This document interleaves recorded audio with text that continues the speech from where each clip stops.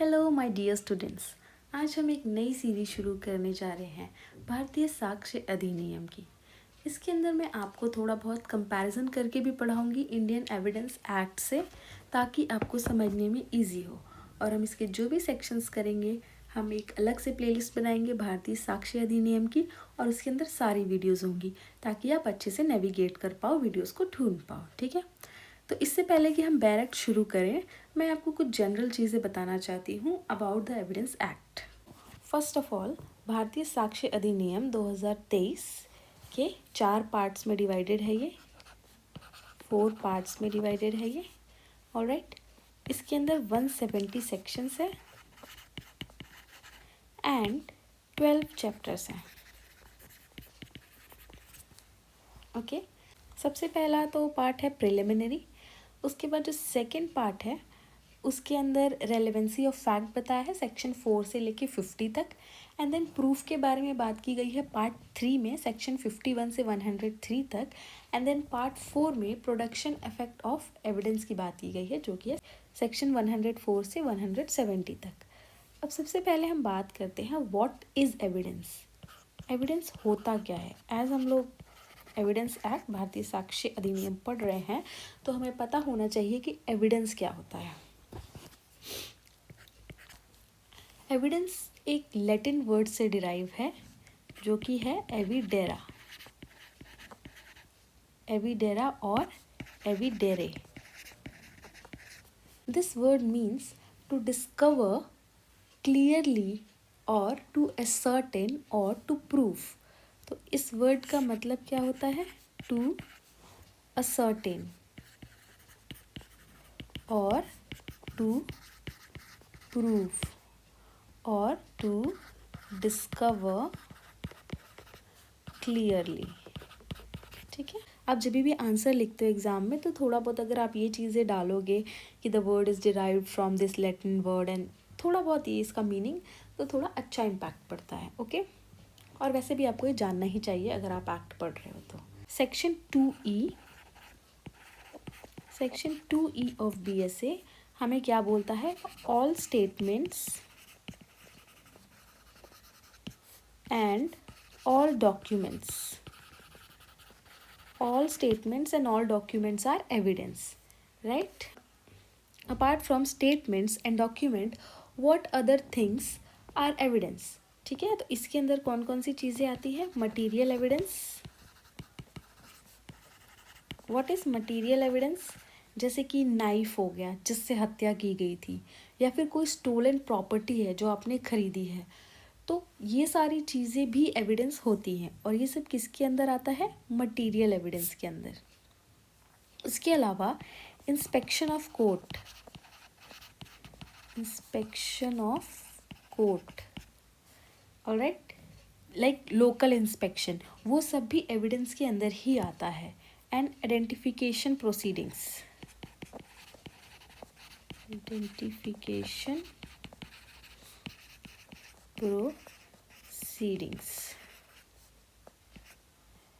जो identification proceedings होती हैं, like TIP, test identification parade, ये सब चीज़ें भी एविडेंस होती हैं। ऑल्दो ये जो 3 पॉइंट्स हैं ये मैंने अलग से बताया है, that is not written in section 2E, लेकिन मैंने अलग से बताया कि ये सारी चीज़ें भी एविडेंस होती है apart from all statements and documents. ठीक है, तो ये बेसिक मीनिंग हमने जाना एविडेंस का क्या होता है। कोई भी चीज़ जो कि प्रूफ कर सकती है किसी चीज़ के होने का या ना होने का, राइट?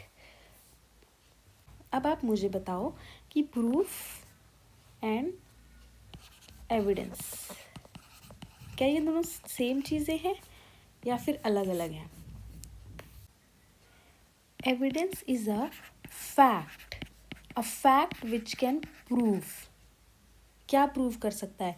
कि कोई चीज़ हुई है कि नहीं हुई है, वो प्रूव कर सकता है। वो पर्टिकुलर फैक्ट जो है ये एविडेंस है। ऑलराइट, पर्टिकुलर फैक्ट जो है वो एविडेंस है जो कि प्रूव कर सकता है। And proof is the effect of evidence, कि एविडेंस मिल गया है और अब वो चीज़ प्रूफ हो चुकी है। तो ये जो फैक्ट था, जो कि एविडेंस था, उससे प्रूव हुआ, राइट, कि ये चीज़ एग्जिस्ट करती है कि नहीं करती है। एंड प्रूफ क्या है, इफेक्ट ऑफ एविडेंस है कि ये चीज़ प्रूफ हो गई है। आई होप आप लोग को समझ में आया होगा। अगर आपको नहीं समझ में आया तो प्लीज़ मेरे को बताना, मैं और भी अच्छे से एक्सप्लेन कर दूंगी आपको। बट बेसिकली यही है प्रूफ और एविडेंस का, कि एक एविडेंस एक फैक्ट होता है जो कि प्रूफ करता है, और प्रूफ क्या है, रिजल्ट है उस चीज़ का, उस एविडेंस का, कि अब वो प्रूफ हो गया है, राइट। उसके अलावा law of evidence is in procedural law और a substantive law, this is a question, right. So जब हम एविडेंस एक्ट की बात करते हैं तो इट इज मेजरली प्रोसीजरल,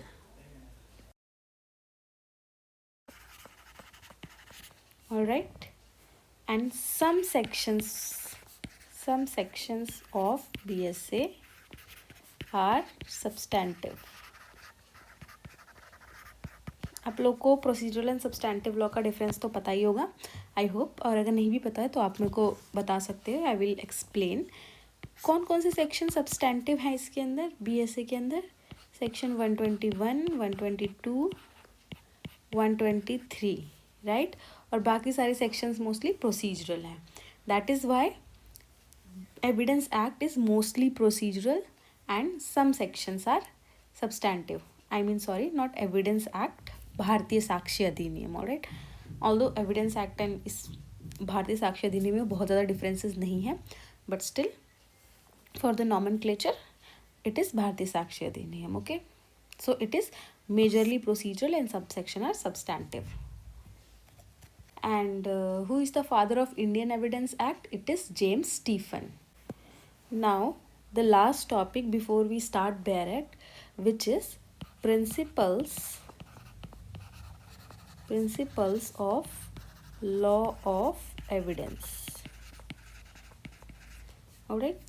अब लॉ ऑफ एविडेंस के प्रिंसिपल्स क्या क्या हैं? इसके 3 प्रिंसिपल्स होते हैं। सबसे पहला प्रिंसिपल है evidence must be confined to the matter in issue. Evidence must be confined to the matter in issue. इसका क्या मतलब होता है कि जो मैटर है, जो एक्चुअल इशू है केस का, हम उसी के ऊपर एविडेंस दे सकते हैं, ऑलराइट। फॉर एग्जांपल, अगर ए और बी के बीच कोई डिस्प्यूट है तो हम इन्हीं दोनों के बीच के रिलेशन को एविडेंस के तौर पे ले सकते हैं, क्योंकि ये हमें मदद करेगा ये जानने में कि वाकई में कोई ऑफेंस हुआ था कि नहीं हुआ था। लेकिन अगर हम यहाँ पे ई और एफ के बीच के रिलेशन का एविडेंस लेंगे तो इससे क्या साबित होगा? इससे कुछ भी साबित नहीं होगा। इसीलिए एविडेंस उन्हीं चीज़ों का लिया जाता है जिससे कुछ साबित हो सके, जो कि मैटर इन इशू से रिलेटेड है, alright. This is what the first principle is all about.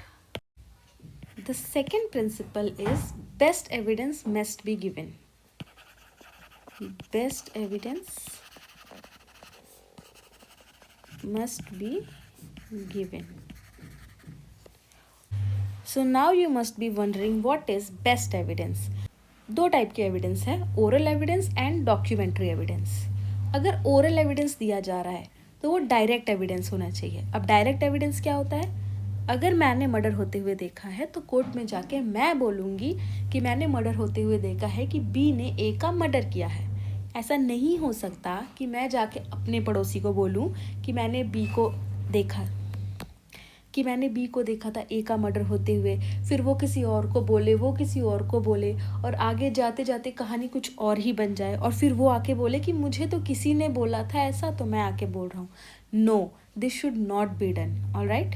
सो हमेशा डायरेक्ट एविडेंस देखा है। अगर मैं आई विटनेस हूँ तो मुझे ही एविडेंस देना पड़ेगा।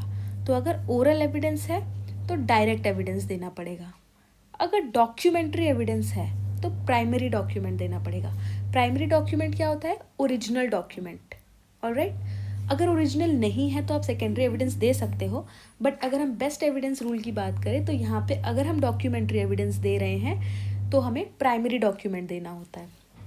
और अगर हमारे पास ओरल एंड डॉक्यूमेंट्री एविडेंस 2 चीज़ें हैं तो दोनों में से बेस्ट क्या है? Documentary evidence. तो हम क्या देंगे? Documentary evidence. So this is the rule of best evidence. क्या होता है, ओरल है तो डायरेक्ट एविडेंस होना चाहिए, डायरेक्ट एविडेंस. अगर डॉक्यूमेंट्री है तो प्राइमरी डॉक्यूमेंट होना चाहिए, ऑलराइट.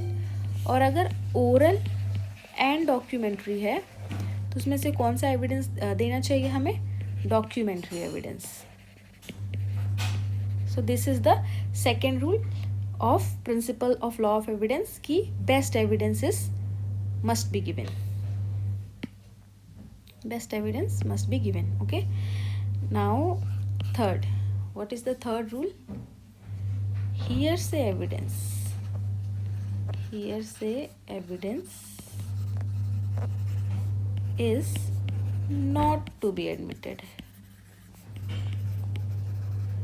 मैंने अभी अभी आप लोगों को बोला कि मैंने मर्डर होते हुए देखा है, मैंने बी को बताया, बी ने सी को बताया, सी ने डी को बताया, उसने ई को बताया. Obviously it can create a lot of confusion, alright. Hearsay चीज़ें जो होती हैं वो क्या होती हैं, वो हमेशा कन्फ्यूजन क्रिएट करती हैं. इसीलिए hearsay evidence is not admitted. But there are some exceptions, there are some exceptions of hearsay evidence. वो हम बाद में पढ़ेंगे. अभी के लिए आप इन 3 चीज़ों को ध्यान में रखो कि evidence must be confined to the matter in issue. Second is best evidence must be given, and the third is hearsay evidence is not to be admitted. All right, अब हम चलते हैं अपने भारतीय साक्ष्य अधिनियम के बैरट की तरफ. ओके, भारतीय साक्ष्य अधिनियम 2023 act number 47 of 2023.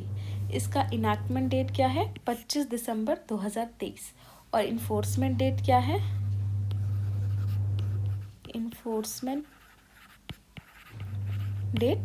Enforcement date is 1 July 2024. Okay, जितने भी 3 नए कानून बने हैं उनका इन्फोर्समेंट डेट है 1 जुलाई 2024. द एक्ट में बी कॉल्ड भारतीय साक्ष्य अधिनियम 2023. क्या है ये भारतीय साक्ष्य अधिनियम? This is the short title of the act. Alright, it applies to all judicial proceedings in or before any court including court martials.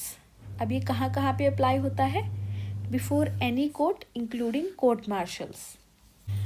Indian evidence act में जो ये कोर्ट मार्शल्स था, यहाँ पे कुछ एक्सेप्शंस थे.